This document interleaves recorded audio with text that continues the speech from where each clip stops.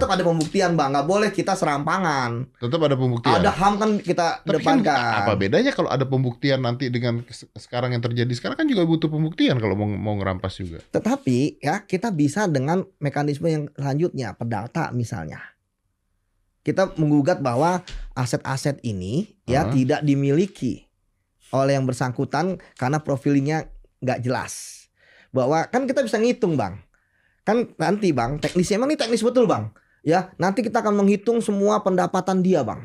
Wah ini riuh dong. Wah, riuh tapi penting.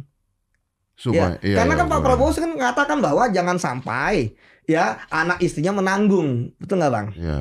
Makanya tadi bahwa pertama harus tindak pidana jelas. Yang kedua kekayaan yang tidak wajar. Sebenarnya intinya itu. Dan ya para koruptor ini juga nanti akan diberikan kesempatan untuk bela diri dengan dalam bentuk beban pembuktian terbalik. Ya, apakah aset-aset yang kita curigai merupakan aset hasil tindak pidana itu ataupun aset yang tidak wajar itu bisa untuk kemudian ya mereka bisa jelaskan. Kita berikan kesempatan dijelaskan. Wah, Pak, ini ternyata dari penghasilan saya yang ini. Ini ternyata dari restoran. Nah, dari restoran restorannya itu cuci duit nggak nih? Gitu. Nah, karena sekarang banyak restoran setahun berdiri udah tutup. Ya, nah, itu kan tepi jurang lagi ya. Itu kan seneng banget. Nah, nanti restoran gua nggak tutup ya. belum setahun. 2 tahun berarti bang. Berarti lebih banyak. Gua bukan restoran Padang, nggak akan tutup Padang. Oke. Jadi kalau dulu seperti itu, kalau nanti akan lebih diteliti lagi supaya bisa dirampas asetnya. Betul. Oke. Nah, kalau kita bicaranya seperti itu, kan rencananya ini dibahas di Komisi 3 DPR. Ya, terus udah gitu KPK ini kan diharapkan untuk terlibat secara langsung ya. Ya, KPK tadi kan saya baca ya pengen terlibat.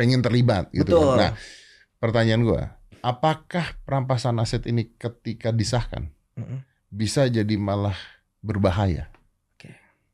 Berbahaya, tentu sangat berbahaya bang. Bisa menjadi prank malah. Bisa jadi prank, bisa menjadi backfire. Bisa jadi backfire.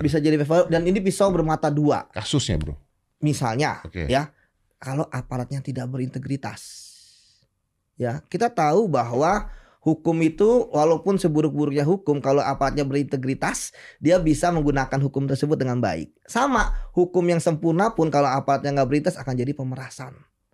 Akan banyak aset-aset ya yang ternyata oleh penegak hukum ya itu tidak disita ya, itu dijadikan bancakan di antara mereka.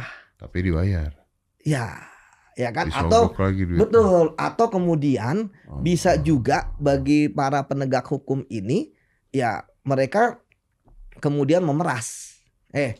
Dari hasil penelitian kami dengan adanya undang-undang perampasan aset yang bisa dirampas ini ternyata 100 kapling tanah. Ya kan?